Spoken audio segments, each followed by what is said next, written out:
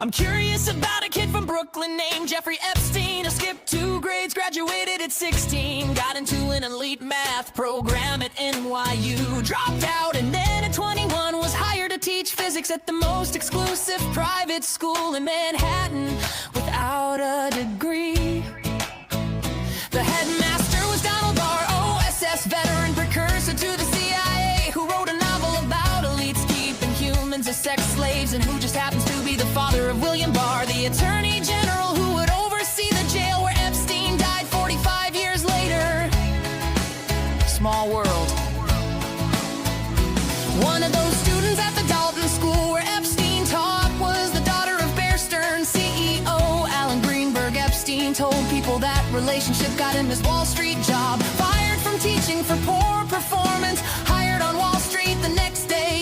At Bear Stearns, he rose from junior floor assistant to advising the bank's wealthiest clients, including Edgar Bronfman, president of Seagram's, who would later co-found something called the Mega Group, along with Leslie Wedner and Ronald Lauder, a secret network of billionaire donors coordinating pro-Israel strategy. He joined the Rockefeller University Board, the Trilateral Commission, the Council on Foreign Relations. David Rockefeller personally mentored him, a college dropout from Coney Island, at the table with the man who built the globalist infrastructure. It seems that many were fascinated or impressed by Epstein and his connections, which helped him become even more connected. A defense contractor named Douglas Lee's and Nixon's former Attorney General John Mitchell introduced him to Stephen Hoffenberg, who says Lee's recruited Epstein for British intelligence, and Hoffenberg introduced him to Robert Maxwell.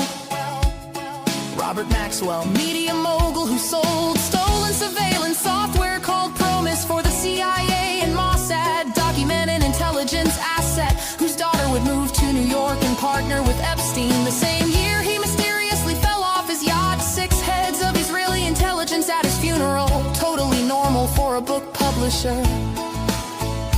During this same period, Epstein had an Austrian passport with his photo, but a false name and a Saudi address. That's not something you pick up at the post office, that's intelligence tradecraft.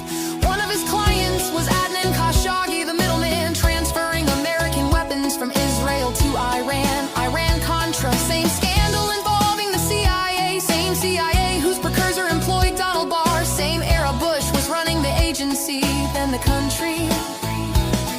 And a CIA front airline called Southern Air Transport would later relocate its headquarters to service the brands of Les Werfner, the man who would give Epstein everything. But that's part 2. I'm just curious how a math teacher from Brooklyn ended up with a fake passport, a Rockefeller mentor, a seat at the Trilateral Commission, an intelligence recruitment chain that runs through defense contractors, and a former Attorney General, and a direct connection to the man who sold spy software for the CIA and Mossad.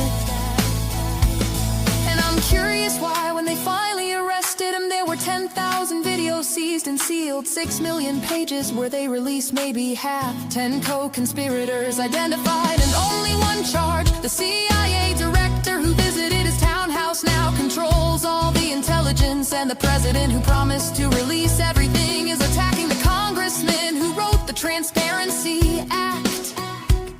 I'm just curious if those files stay sealed, not to protect one man's secrets, but to protect the system that created him.